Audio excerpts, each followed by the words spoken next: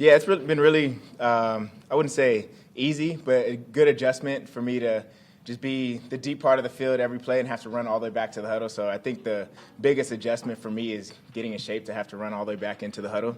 But no, it's been good just being able to have the voice on the defense and be able to, be that mode of communication for everybody. And it's something that I'm used to just because I feel like no matter what the play call is in the huddle, I always reiterate it with the DBs just to make sure that we're always on the same page. So really nothing has changed except me being in the front of the huddle now. What does the training look like? Are you hitting the treadmill at like 12 and then? Yeah, I'm literally trying to do, probably not the treadmill, but I get on the battle ropes, try to do as much like lung stuff to get my lung capacity up because it's a different thing. It's easy to run back, but when you have to talk and say the full call, and the call is a full sentence long, you know how it is with the quarterbacks. And low-key, some of our calls are kind of long, just like a quarterback's call, so sometimes it can get long-winded. So I think I'm doing as much cardio as possible right now. Lewis said that I think Von Bell maybe did it for him since. Mm-hmm. Is it something you've ever done, even dating back to college? I guess if you talk to anybody. No. I talked to Von Bell when he was here during OTAs about it. He just said the same thing, get in shape. And Lou gave me a warning that that may be the case, so I kind of got my mind right for it beginning of training camp. But then halfway through, he gave me the green light to do it. So it's just something that I know that I have to take it upon myself to be in extra good shape so I can run all the way back to the huddle, say the call clearly, not mumble any words, and just little small things like that so I make sure nobody's leaves the huddle with any confusion. He said when the linebacker has it, he's always telling them to tell something that safeties anyway. Yeah. So is it nice to kind of eliminate the middleman? It is, because at the end of the day, Lou is a DV guy. That's like where his first love is with DV, so he's always talking to me. Like, obviously now because it's practice, he's able to talk whenever in the mic. During the play, he's saying stuff in there, but obviously I know on Sundays he's not going to be able to. But he's always giving little reminders to tell this guy this, tell this guy that, just to make sure everybody's on the same page. So that's why, for me, as one of the leaders of the defense, I take pride in being able to, carry that communication straight from the coach and give everything that I need to say to the other guys. How much of what he says to you is the play call, and how much of it is like a tip or whatever? He'll say the play call one time, maybe twice. Everything else is all tips. Look at this formation. Tell them the down and distance. Especially now, he's walking me through it since I'm new to it. So he's giving me, all the keys to success with it. Tell them the down and distance. Tell them the situation. If it's 2 minute, tell them this, and that. If it's fourth down or third down, tell them like what we're expecting to see. So I think he's doing a really good job of teaching me like how a typical green dot would do it, especially in not being the linebackers. Sometimes I have to talk to the D-line, and it's something that I've probably never had a conversation about the fronts or a blitz pattern or anything. So I have to be able to learn those things myself to be able to, so it's not, it's not some random words that I'm just spitting out from coach. It's something I can understand too. I was going to say, has there been any time where he's been like, wait, I don't know what you just said? Sometimes, but now that I've gotten a hold of it, I'm like, okay, now I need to learn every single part of the defense. So if I hear, because you can't hear every single word coach says, especially imagine it being third down, home game, crowd is loud, you'll have to hear one word, and that can be your trigger word to know the exact call or know what coach is trying to say and get that point across. So I think even more so, we already are, but me and Lou have to get on a super, like, I got to be thinking exactly how he's thinking, and I think we got a good head start on that last year, and now obviously going into this season, our second year in the system, I'm able to hear one word of the call and know exactly what it is and narrow it down of what I'm expecting him to call in certain times. Can you explain, because this sounds like a lot, but you only got a certain amount of time to do Right. it. So can you explain what a game day, like, for a general fan listening to the green dot, like, play call comes in, how much time you got, like, what does that look like? You have about 5 seconds to really get in the huddle, hear the call, and you may or may not hear it fully. So you're almost playing telephone. For me, I walk when I wasn't the green dot, I'd walk next to the linebacker, like on the bottom of the huddle, not where I'm back with the DBs behind. I'd walk to the side so I can hear it clearly. Then I'll walk and tell the corner, nickel, and the other corner and the other safety just to make sure we're all on the same page. So the communication, like within the cycle of a snap, depending on what the play was before, imagine it's a catch tackle, you got to jog back. Offense has, 40 seconds to get back and snap the ball. So by the time you get the call in, they line up, you only have about 15 seconds left, and then the clock from when Lou can communicate with the green dot is at 15 seconds. So you have to get those few seconds of communication. Then all 11 guys has to be on the same page. So there's a lot that goes on within the cycle of a snap, and I think it's really playing telephone and trusting that this guy got the call so he can tell me the right call also. Senior year, I mean, as soon as the 40-second clock starts, is senior year? Yes, for sure. You don't get a chance So to regroup and then. no, that's part of it. Like, I have to be able to critique my last play myself, digest what I saw from the offense, but I'm also hearing the next play call, hearing him say the situation, because he's really good coordinator when it comes to when I'm jogging back. He's giving me, okay, what to expect here. It's second down and short. Expect a shot there in shot territory. Certain things that he's able to mention there that I have to put in my mind just so I know, okay, I can tell this to my DBs after I get the play call out. Play call is always number one, so that's the number one thing you have to listen out for, but everything else you can tell the specific guys. If it's a DB thing, I'm not going to tell the D-line what's specific to the DBs and vice versa. And the 15 seconds is off. It's all Communication. it's all up to you now. So that's if you're in the middle of saying something. That's why you just got it. That's why I mentioned you have to know the buzzwords of if it's the front, this front is always accompanied with this call.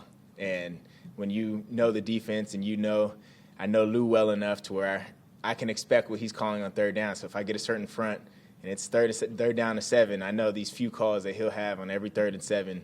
So I think it's also my job to be able to be super close with Lou, knowing what to expect from him. So I think we got a good head start on that last year, me just getting closer to him and us having our meetings every Friday or Saturday, just going over the game plan. I think that's something that will continue this year so I can know exactly how he's thinking. We've seen it throughout training camp, and then he was on the field for a couple games last year. Mm-hmm.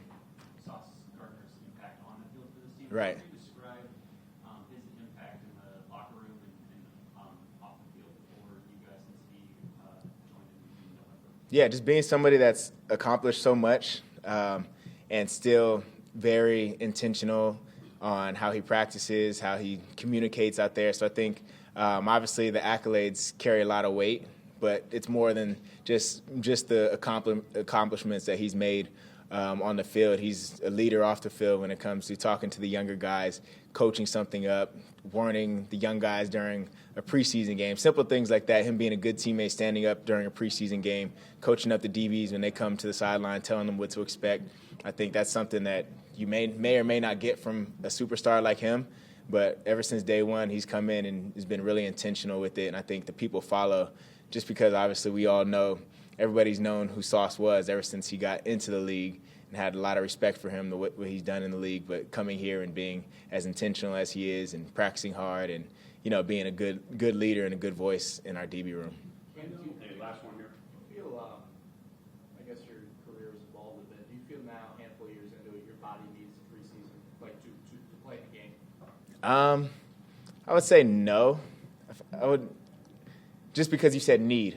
I don't think we need it, but it's always the battle of, it'll never hurt you. Obviously, unless you're physically hurt, and we pray that never happens, and it's football at the end of the day. But I feel like when you get to a certain age, you've had so many reps under your belt to where if it was week 1 tomorrow and we had to go play Baltimore, I'd be ready just off of the reps I've gotten, the mental preparation, the physical preparation. I think everything we've done in our career, after a certain point, it's like riding a bike. But obviously, like I said, it won't hurt because reps are reps, and game reps are different than practice reps where you're tagging up, getting full tackling. I think tackling is always the biggest thing when it comes to getting used to for the season. So I think it is productive to play in the preseason, but I wouldn't say you need it. So I think that's the key where you don't need it, but it's always productive for sure. So if Coach says, do you want to play Saturday? You'd say, We're rolling. want. Do you want? Yes. Yep. All right, a couple games under your belt. So, what was it like to just play a game? You do all this prep going into the draft, and you got to run the 40, do whatever, and then you play and actually have tape to kind of base your game off of the team. It definitely feels good to go out there on the field and play. It's always a great feeling to put that helmet on, strap up, put your pads on, to go out there and compete. So that was my biggest thing from last time. Just getting transition from that combine and all the jumps and just getting back into my playbook and get ready to play some ball. So that was big for me. And then we talked after you were drafted about how much of your college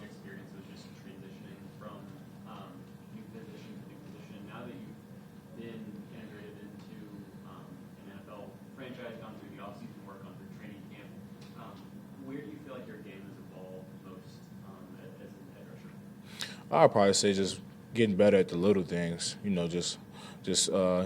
Detailing looking at the film and detailing, going off of that. Just getting with my coaches, seeing what I could do better. Just being more intentional with like the little things I could do better as far as footwork and hand placement and stuff like that. I would say.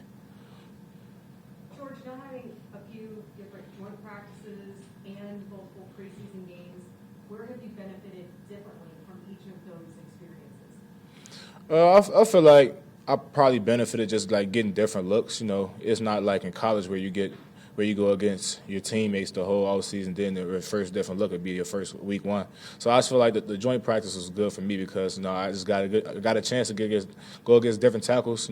See myself against different talents and different like skill sets. So I feel like that was the biggest thing for me. George, with this week being the last week before roster cuts across the league, you anticipate it being an intense week of practice and the games as well on Saturday with everyone who's planning to be on the roster? Yeah, shoot. Well, I beg your pardon one more time? Yeah, sorry.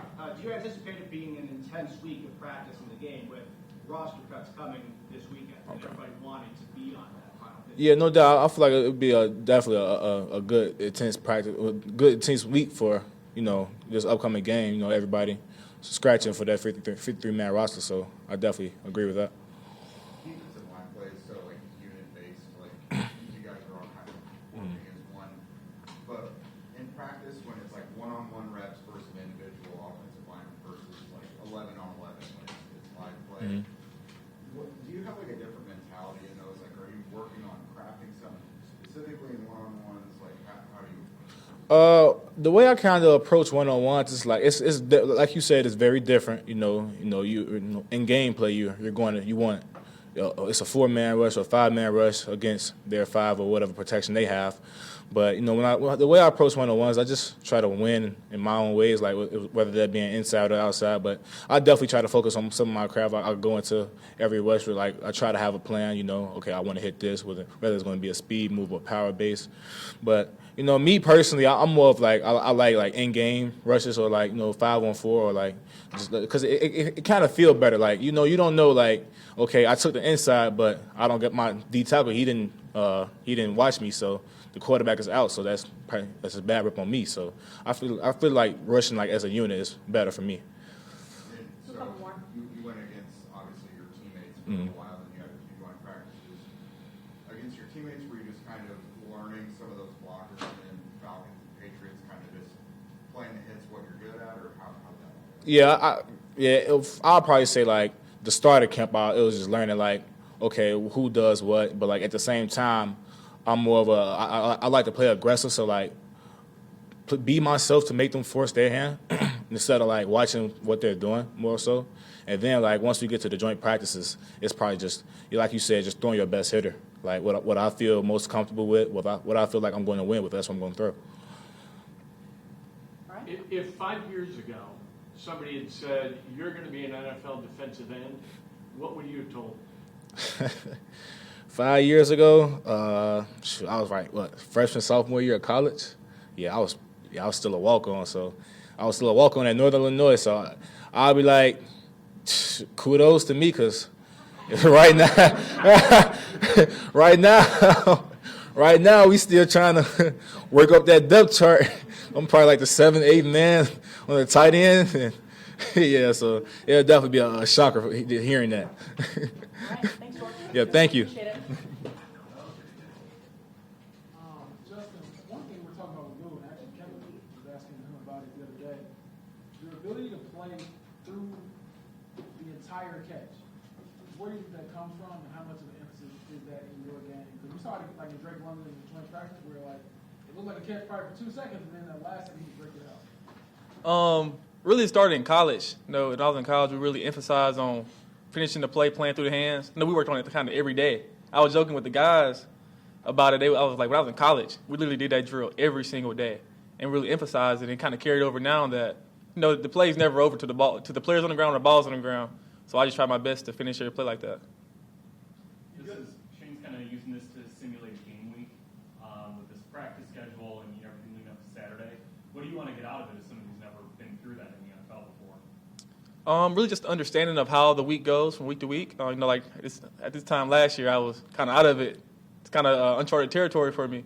So I think it's really good to get a practice run at it before week 1 comes around and get on the field. Was that Wisconsin game? Was that the last game you played in? Yes, sir. Almost 2 years. Is it? I guess how much you look forward to Saturday, even though you might not be out there for too long, just playing football game. Can you repeat it one more time? How much are you just looking forward to Saturday? I mean, it's been nearly 2 years just playing a little bit. I'm looking forward to it a lot. I mean, I kind of want to play the whole preseason, but I finally get a chance to get on the field, and I'm blessed. Like I said, I ain't been on the field in a long time, and to be on the biggest stage and get a chance to play, so it's a blessing, and just can't wait for it. You started out camp playing slot, and then with Mooney out last week, you were playing outside a lot. How does that help you having played both positions in this defense, even though you haven't played the game yet? Really just gaining an understanding of the whole defense. Like when you're in slot, it's a whole different world than being outside. But I know the coach has done a really good job, and over this past year when I was out, I kind of did a good job of understanding both positions a lot. So when I'm in there as corner, I know what I'm doing, and it's kind of seamless just to bump inside and play inside.